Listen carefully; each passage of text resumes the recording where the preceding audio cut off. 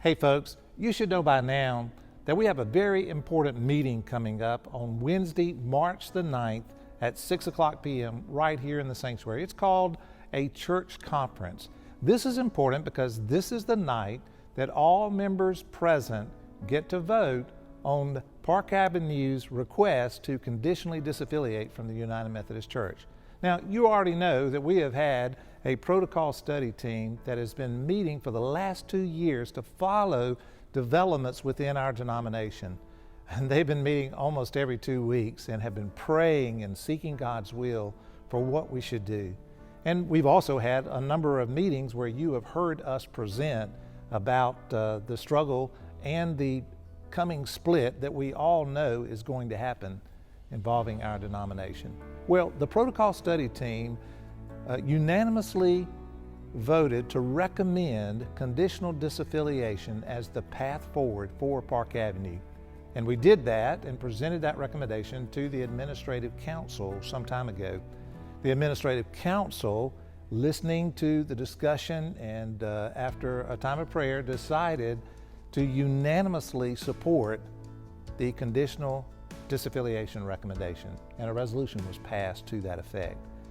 Now we're at the place where our church is ready to vote on those unanimous recommendations.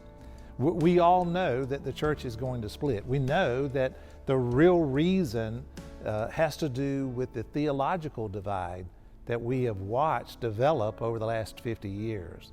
We know where the United Methodist Church is going, and that's not who Park Avenue has been, and it's really not where we want to be.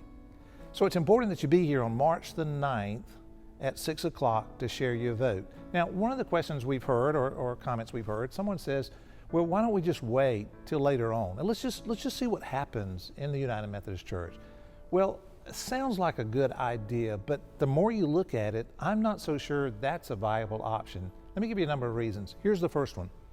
If we wait, let's just say until June of 2023, that'd be one more year. If we wait until then, it's going to cost Park Avenue another $200,000 in apportionments. And then on top of that, what we're proposing to pay to disaffiliate now. You've heard me say, we've heard the protocol team say that it's projected that we could pay somewhere in the neighborhood of $650,000 to disaffiliate this June. That number may be smaller. We'll get the actual number a little bit later as we get closer to June. But if we wait another year, we're paying another $200,000 in apportionments. If we wait until the following year, 2024, that's another $200,000. So you're talking $400,000 that we're paying. And here's the problem. There's really nothing on the radar that reasonably suggests that there's going to be an easier path forward if we wait another year or another 2 years. It's just not out there. So that's another reason, maybe not to delay, but there's another reason that is developed just recently, and that's the possibility that the Council of Bishops will ask for called jurisdictional conferences. And that sounds convoluted. You'll remember that we're part of the Southeastern jurisdiction, and that's the conference that elects bishops for us.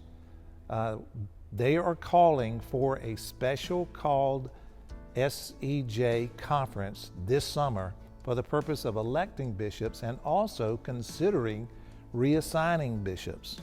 There's even been some discussion that we could assign bishops based upon state lines, which means that our current bishop, Bishop David Graves, most likely would no longer be our bishop.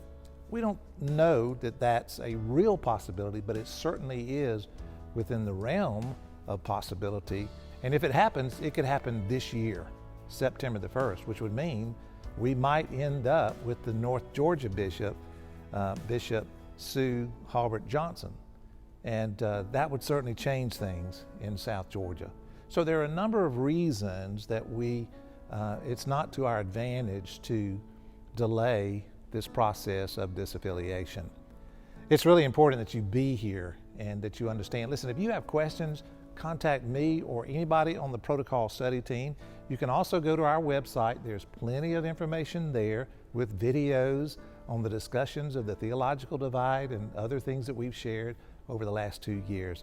But the main thing is do this.